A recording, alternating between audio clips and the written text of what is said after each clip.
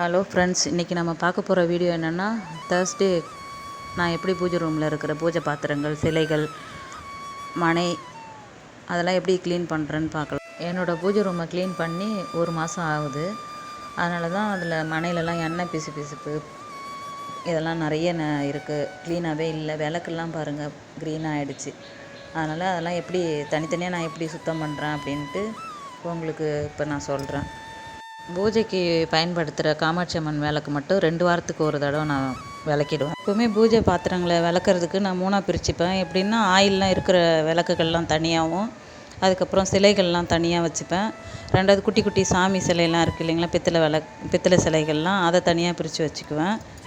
அப்புறம் நம்ம பூஜை ரூமில் பயன்படுத்துகிற ஆர்டிஃபிஷியல் ஃப்ளவரு, அதுக்கப்புறம் செராமிக் சிலைகள்லாம் இருக்குது இல்லைங்களா, அதை ஒரு அகலமான பாத்திரத்தில் ஒரு ஷாம்பு மிக்ஸ் பண்ணி அந்த தண்ணியில் க்ளீன் பண்ணால் நல்லா பளிச்சுன்னு இருக்கும், வாசனையாகவும் இருக்கும்.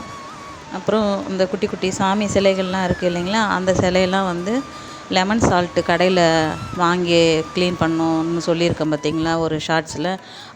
அதை கொஞ்சம் தண்ணியில் கொஞ்சம் 1 ஸ்பூன் போட்டு அதை மிக்ஸ் பண்ணி அந்த சிலையெல்லாம் அதில் ஊற வச்சு கழுவுனா நல்லா பளிச்சுன்னு சீக்கிரமாக க்ளீன் ஆகிடுது. காமாட்சி அம்மன் விளக்குக்கெலாம் உப்பு, பழைய புளி கருப்பாக இருக்கும் பார்த்திங்களா, அந்த புளி மட்டுமே போட்டு அதில் கொஞ்சோண்டு விம் லிக்விட் மட்டும் போட்டுக்குவேன். 3ஐயும் மிக்ஸ் பண்ணி தேய்ச்சிட்டோன்னா நல்லா பளிச்சுன்னு ஆகிடுது. அதுக்கு தனியாக அப்படி தான் நம்ம விளக்கணும். அப்படி விளக்குனா மட்டும்தான் அது நல்லா பளிச்சுன்னு இருக்குது. அதுக்கு நான் கோலமாவை போட்டு யூஸ் பண்ணி தேய்க்க மாட்டேன். கோலமாவை போட்டு தேய்ச்சா விளக்கு, காமாட்சி அம்மன் விளக்குலாம் முகம் தெளிவாக இருக்காது. அதனால் அப்படி தேய்க்கக்கூடாது. விளக்கு தட்டெல்லாம் கழுவிட்டு மஞ்சள் குங்குமம் வச்சுட்டு தேர்ஸ்டே க்ளீன் பண்ணிங்கன்னா அப்படியே வச்சிடாதீங்க. காமாட்சி அம்மன் விளக்கில் கொஞ்சம் அட்சத்தை போட்டு வச்சுருங்க. அப்புறம் பூஜைக்கு தேவையான பூக்கள், அருகம்புல், வெள்ளரிக்கம் பூவு, துளசி கொஞ்சம், அப்புறம் மாங்கொத்து, வேப்பங்கொத்து இதெல்லாம் ரெடி பண்ணி வச்சுப்பேன். இதெல்லாம் எதுக்குன்னா, அருகம்புல்லும் வெள்ளரிக்கம் பூவும் காரிய தடையை நீக்கும் நம்மளுக்கு. அதுக்கப்புறம் செல்வத்தை ஈர்க்கிற சக்தி அதுக்கு நிறைய இருக்குது. அதனால் அது கண்டிப்பாக பூஜையில் நான் பயன்படுத்துவேன். அப்புறம் நம்ம பூஜை ரூமில் ரொம்ப முக்கியமாக எப்பயுமே இருக்க வேண்டியது நிரந்தர கலசம்.